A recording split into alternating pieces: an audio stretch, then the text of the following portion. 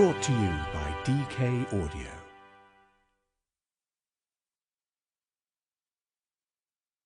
DK Audio presents Design a Healthy Home, 100 Ways to Transform Your Space for Physical and Mental Wellbeing by Oliver Heath. Read by Oliver Heath. Forward. Welcome to your starting point for creating a happier, healthier home. Like me, you've probably recognised that your home is the most important place in your life, a place that you can shape and change, and which has a real impact on how you feel about and interact with the world around you.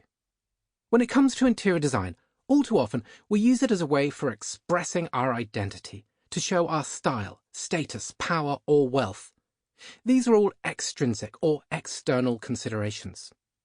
But what if we were to turn this around and instead take an intrinsic approach, drawing on what matters most to us, making every decision, choice, and opportunity to improve our physical and mental well-being? What would it look, feel, smell, or sound like? Could your home make you feel better?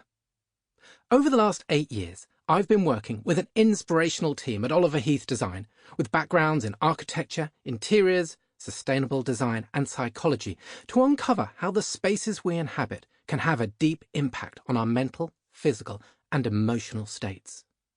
During this time, we've become thought leaders in biophilic design. More on that in a moment.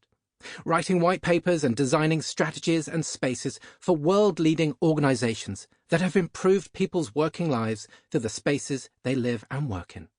Our research started in commercial design, that's offices, retail, and educational spaces, where we had to demonstrate the value of a human-centred approach.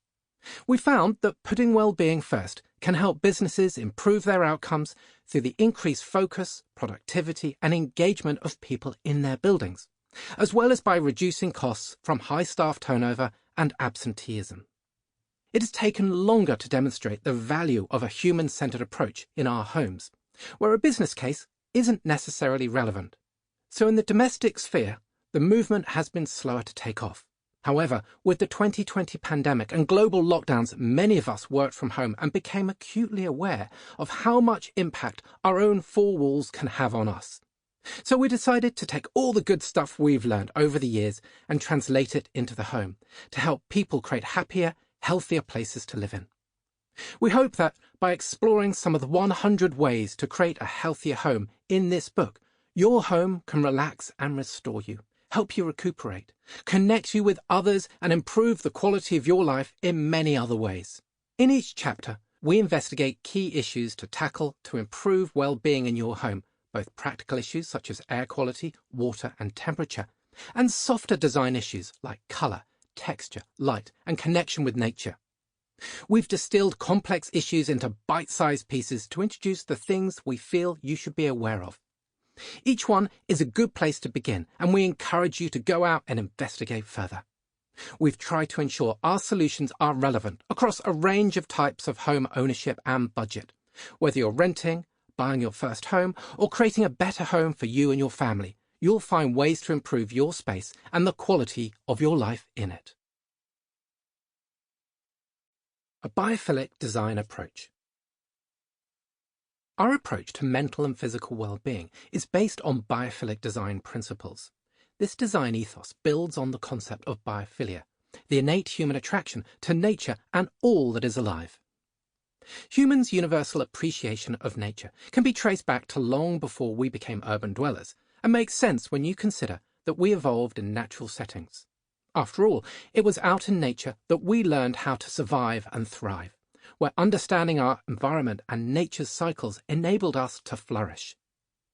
Our ancestors navigated their way through life by observing things such as sunrise, sunset, the seasons, animals, plants, and weather patterns. Their senses were finely attuned to understanding these environments, and it would have been crucial to recognize landscapes that could support life, to be able to differentiate between safety and danger, make quick decisions, and keep fight or flight responses in full working order. The biophilia hypothesis proposed by biologist Edward O. Wilson suggests that we have inherited all of this from our ancestors, and our physiology is still very much... Sample complete. Ready to continue?